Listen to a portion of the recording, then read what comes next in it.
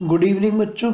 इससे पहले वाले वीडियो में ट्रिग्नोमेट्रिक रेशियो के बारे में पढ़ चुके थे। 6 ट्रिग्नोमेट्रिक रेशियो हैं। अब उसके ऊपर बेस्ड क्वेश्चन हमें सॉल्व करने हैं। जैसे फॉर एग्जांपल मान लो हमें दिया हुआ है 10a इक्वल्स टू 3/4 और हमें अदर ट्रिग्नोमेट्रिक रेशियो निकालने हैं। जैसे फॉर एग्जांपल हमें साइन ए चाहिए, है ना, हमें कॉस ए की वैल्यू कैलकुलेट करनी है। तो जो अदर ट्रिग्नोमेट्रिक रेशियो निकालने होते हैं, इनके लिए सबसे पहले तो हम एक ट्राइंगल बनाते हैं। जैसे फॉर एग्जांपल हमने इसमें एक ट्राइंगल बना लिया, ये एक ट्राइंगल है, इसमें एंगल ए है ना, तो हमने ये वाला एंगल ए ले लिया क्योंकि यहां पे दिया हुआ ए। अब इसके बाद आता है 10a इज 3/4। 10a होता क्या है? 10a is perpendicular upon base. ठीक, ये 90 डिग्री का एंगल है। एंगल के सामने वाला ये हमेशा हाइपोटेन्यूज होता है। ये जो 90 के सामने है ये हमेशा हाइपोटेन्यूज होगा, 90 डिग्री के एंगल के सामने वाला। जो ये एंगल है ए, इसके सामने वाला जो होता है ये परपेंडिकुलर होता है ना, तो ये पी हो जाएगा और जो बच गया वो बेस हो गया।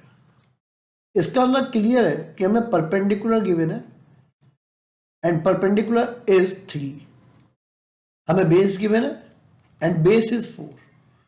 मतलब ये तो हमें सपोज करो कि ट्राइंगल का नाम रख लें ए बी सी।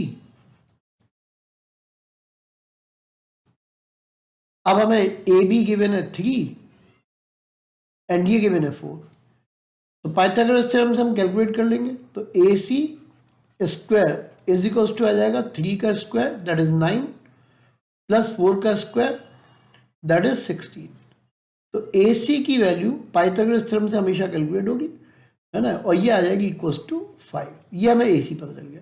तो third side of the triangle हमें निकालना क्या था? हमें कैलकुलेट करने के लिए कहा साइन ए, है ना। तो सम पीपल हैव, है ना, सम पीपल हैव में परपेंडिकुलर आएगा और हाइपोटेन्यूज आएगा।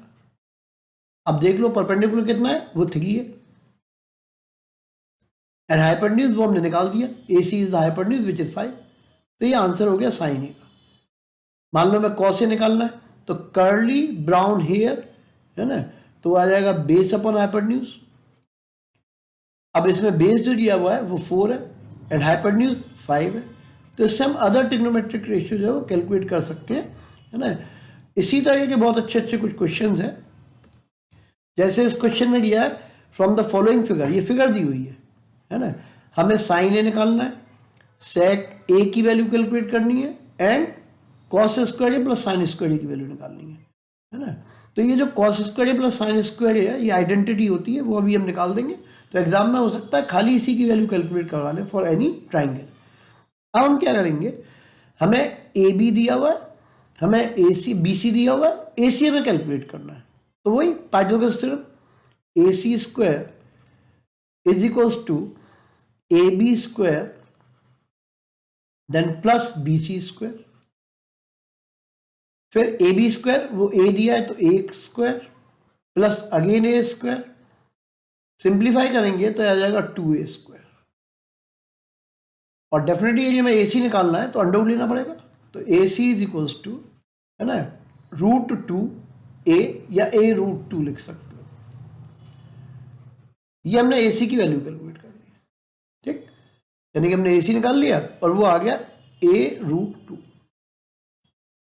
अब ट्राइंगल की तीनों साइड हमें मालूम है, तो कोई भी वैल्यू हम निकाल सकते हैं। जैसे फॉर एग्जांपल फर्स्ट निकालना है, हमें फर्स्ट पार्ट क्या पूछा है, साइन है। अब इससे पहले भी निकाला था हमने, है ना। तो साइन ए क्या होता है, सम पीपल हैव, तो ये जाएगा परपेंडिकुलर अपॉन हाइपोटेन्यूज। अब वैल्यू देख लो, है ना।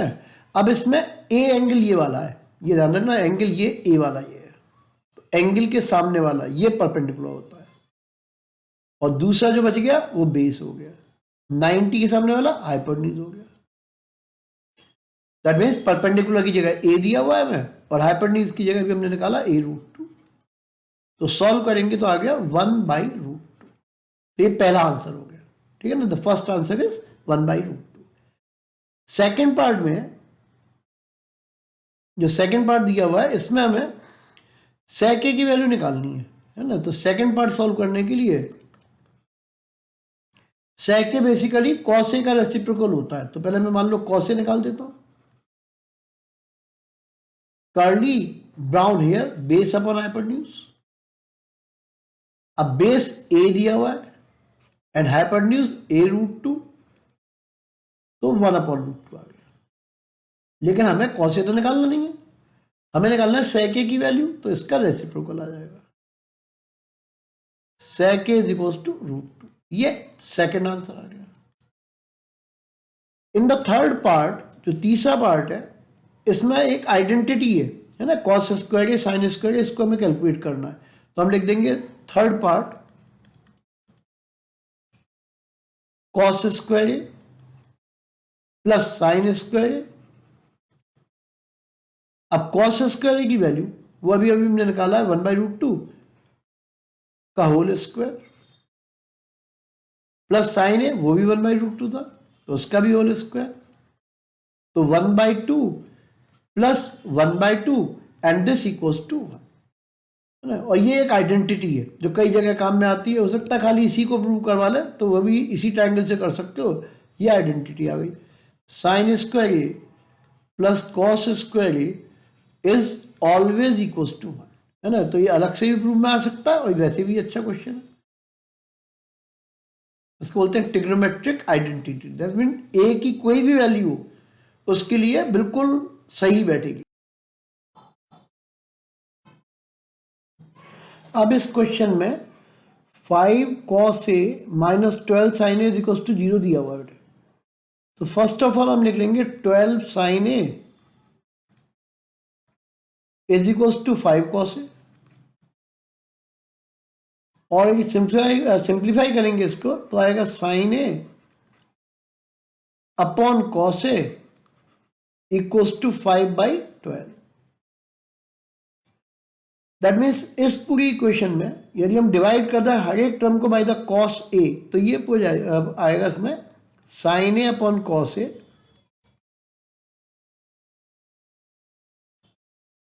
ठीक है, cos a से डिवाइड कर दिया, plus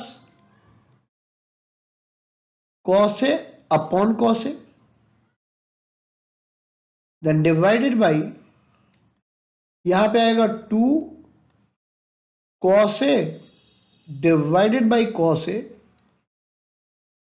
and minus sin a upon cos a। ठीक, अब ये cos a तो cos a कट जाएगा, ये बचेगा 1, ऐसे ये cos a से भी cos a कट जाएगा, है ना, तो ये 2 हो जाएगा क्योंकि 1 से मल्टीप्लाई करेंगे तो 2 ही आएगा। अब इसके बाद हम इसको सिंप्लीफाई करने के लिए जो वैल्यूज आ रही है वो पुट कर देंगे, कहां से, यहां से वैल्यू ये आ रही है 5/12, तो पहले में आएगा 5/12 plus 1 then divided by 2 minus 5/12,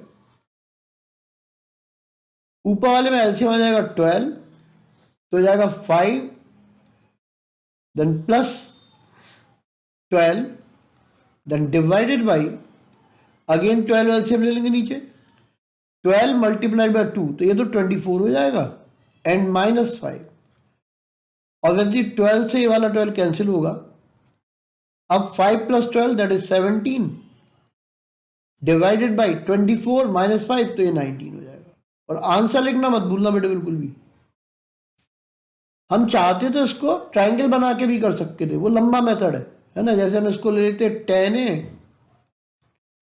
is equals to 5/12, जैसे सबसे पहले शुरू में एक बताया था, फिर इस तरह का एक ट्रायंगल बना देते, इसको ए एंगल मान के सॉल्व करते, तब भी हो सकता था। ठीक, तो कोई भी मेथड अप्लाई कर सकते हो, है ना। एक और अच्छा क्वेश्चन है बेटा, है ना, ये थोड़ा टेक्निकल क्वेश्चन है, इसमें थोड़ा दिमाग ज़्यादा लगता है। इसमें एक ट्रायंगल दिया हुआ है हमें, और ट्रायंगल में जो हमें पूछा हुआ है वो ये है कॉस ऑफ डीबीसी, है ना। तो पहले तो हमें ये देखना पड़ेगा डीबीसी है क्या। ठीक, अब इसमें जो कॉस ऑफ डीबीसी है तो मैं मार्क करता हूं, ये डी, ये बी, ये सी, ये एंगल है। ठीक, मान लो हम इसको एक्स मान लें, तो मैं एक डायग्राम ही बना देता हूं दोबारा, तो इसमें बीच में समझ में भी अच्छा आएगा। जैसे ये एक हमने ट्रायंगल लिया और यहां से एक परपेंडिकुलर ड्रॉप कर दिया, ये परपेंडिकुलर है, ये एंगल 90 है। और जो वैल्यूज दी हुई है हमें वो ये है, सी है, ये वैल्यू डी पॉइंट है, ये बी पॉइंट है, ये ए पॉइंट है, एंड ये 12 दिया हुआ है, ये 5 सेंटीमीटर है। तो डेफिनेटली फर्स्ट ऑफ ऑल तो हमें एक काम करना पड़ेगा कि हमें ए सी निकालना होगा। तो लिख देते हैं A C square is equal to by the Pythagoras theorem 12 का स्क्वायर 144, देन प्लस 5 का स्क्वायर 25। तो सॉल्व करके ए सी इज इक्वल टू आ जाएगा, ये 169 हो जाएगा। अंडर रूट लेने पे ए सी की जो वैल्यू आ रही है दिस इक्वल्स टू 13 सेंटीमीटर। यानी कि हमें ट्राइंगल की तीनों साइड पता है बड़े वाले की, ये 13 सेंटीमीटर हो गया। अब निकालना क्या है हमें निकालना है एंगल डीबीसी। अब डीबीसी क्या चीज है वो देख लेते हैं। ये एंगल हो गया एक्स। अच्छा, ये पूरा एंगल 90 दिया हुआ है। तो फर्स्ट ऑफ ऑल हम ये तय करेंगे कि यदि ये एक्स है ना, तो ये बचा हुआ एंगल जो होगा ये वाला, ये 90 माइनस एक्स हो जाएगा। ठीक, क्योंकि एंगल एक्स है तो ये 90 माइनस एक्स हो गया। अच्छा, ये एंगल 90 दिया हुआ है, तो जब ये एंगल 90 है, ये 90 माइनस एक्स है, तो angle D A B is also X. ये पता चल गया। इस क्वेश्चन में बस एक इंपॉर्टेंट बात है ना, कि हम इस वाले ट्राइंगल को लेते हैं, छोटे ट्राइंगल को, यानी कि बी सी डी, तो हम कुछ भी कैलकुलेट नहीं कर सकते थे। हम किसी से भी रेशियो निकालें, किसी भी ट्राइंगल से रेशियो निकालें, कोई फर्क नहीं पड़ने वाला है ना। तो हम क्या करेंगे, इन ट्राइंगल, बड़े ट्राइंगल को लेंगे ए बी सी। मान लो ये ट्राइंगल दिया होता, ठीक, और एक्स ये एंगल है, ये भी एक्स है, तो एक ही बात हुई है ना। तो हम कह देंगे cos of angle D B C is also equals to cos of angle B A C. भाई ये इंपॉर्टेंट स्टेप है, सब कुछ इसमें ही है, मतलब ये आगे समझ में तो पूरा क्वेश्चन सही है ना। हुआ क्या, हमने क्या किया, जो डी बी सी था इसको एक्स माना, और कैलकुलेशन दिखा के हमें पता चल गया कि एंगल बी ए सी वो भी एक्स है। तो हम किसी से भी निकालें, कोई फर्क नहीं पड़ता है ना। तो एक तरह से तुम ऐसे मान के चलो कि हम इस बड़े ट्राइंगल को कंसीडर कर रहे हैं, है ना, इस वाले ट्राइंगल को, ये ट्राइंगल इसको,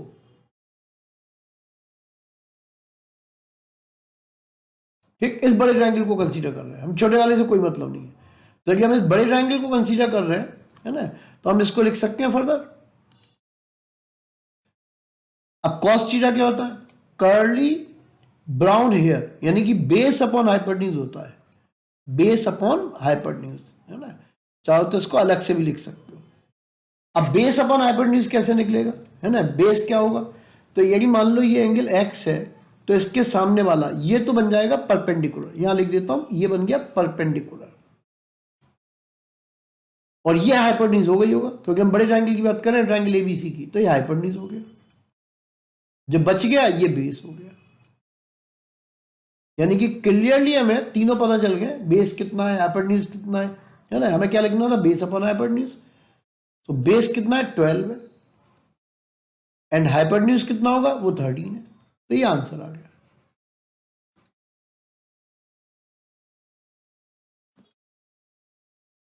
ये भी बेटा एक बहुत इंपॉर्टेंट क्वेश्चन है ना। तो एक तो मोस्ट इंपॉर्टेंट मार्क कर लेना एग्जाम के लिए, बहुत ही इंपॉर्टेंट क्वेश्चनों में से ये है। अब इस क्वेश्चन में क्या है, एक रोम्बस दिया हुआ है ना। तो ये मान लो सपोज एक रोम्बस है, रोम्बस की चारों साइड आपस में इक्वल होती है, और इसमें दो डायगोनल है, डायगोनल एक दूसरे को 90 डिग्री पे जो है वो बाइसेक्ट करते हैं, इक्वल पार्ट में डिवाइड करते हैं 90 डिग्री पे। तो ये 90 आ गया। इसके नाम लिख देते हैं। ये दिया हुआ है A B C D is a rhombus.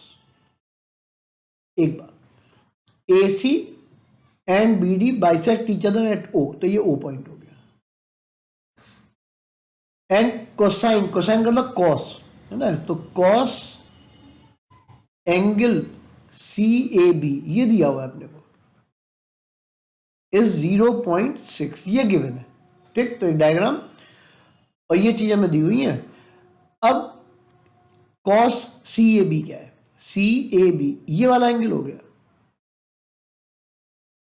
ठीक, मान लो ये थीटा है, तो हम कह देंगे cos theta is equals to 6/10, point हटा दिया, और 3/5। इसमें एक इंपॉर्टेंट बात है कि OB is equals to 8 centimetre given है। OB इज 8 सेंटीमीटर, मतलब ये 8 सेंटीमीटर है। और हमें हमेशा याद रखना है, यदि मान लो किसी भी ट्राइंगल की एक साइड दी हुई है ना, तब फिर जब रेशियो दिया होता है इसमें हमें x मानना पड़ेगा हमेशा। तो ये हो गया 3x और 5x। ऐसा क्यों किया? क्योंकि हमें एक साइड दी हुई थी, तो हम डायरेक्ट 3:5 नहीं लिख सकते, है ना। तो साइड दी हुई है तो 3x एंड 5x ये मान लेंगे हम इसको। अब जब 3x और 5x मान लेंगे, फिर cos थीटा होता क्या है ना, तो cos थीटा यानी कि कर्ली ब्राउन हेयर, तो बेस अपॉन हाइपोटेन्यूज होता है। ठीक, हाइपोटेन्यूज ये 90 डिग्री का एंगल है, इसके सामने वाला हाइपोटेन्यूज हो गया, है ना। तो ये हो गया बेस अपॉन हाइपोटेन्यूज, तो हाइपोटेन्यूज 5x, यानी कि हमें पता चल गया ये 5x है, और थीटा के साथ वाला वो बेस हो गया, ये हमें मालूम है ये 3x हो गया। अच्छा, डायगोनल बाइसेक्ट करते हैं, तो ये 8 है तो ये भी 8 होगा, ये 3x है तो ये भी 3x होगा। अब ट्राइंगल इसको कंसीडर कर रहे हैं, in triangle AOB, right angle triangle है ऑब्वियसली। AOB ट्राइंगल में हम पाइथागोरस थ्योरम यूज करें तो ये आएगा AB स्क्वायर हाइपोटेन्यूज का square is equals to AO square then plus BO square. ये पाइथागोरस थ्योरम अप्लाई कर दी हमने, वैल्यूज रख दें। AB स्क्वायर जो है वो 5x का स्क्वायर हो गया, ये 5x स्क्वायर आ गया। AO स्क्वायर वो 3x का स्क्वायर, एंड BO स्क्वायर वो 8 का स्क्वायर हो गया 64, तो 8 स्क्वायर लिख दिया मैंने। ये हो जाएगा 25x स्क्वायर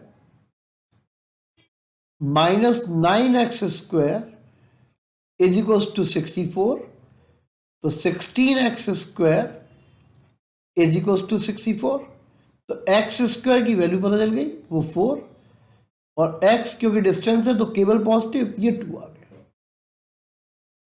अब x हमें 2 पता चल गया, इसका अंदर हमें क्या क्या पता चला?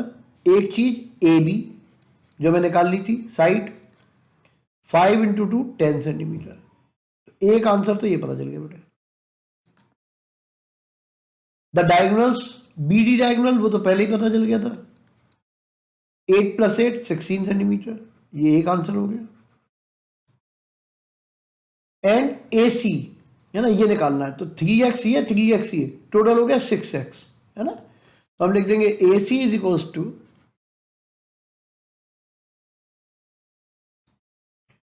ठीक है, तो उसकी वैल्यू आ जाएगी 3x + 3x 6x, 6 इंटू 2 12, ये तीसरा आंसर हो गया। ठीक, तो एक बहुत ही इंपॉर्टेंट क्वेश्चनों में से एक था बड़े, है ना।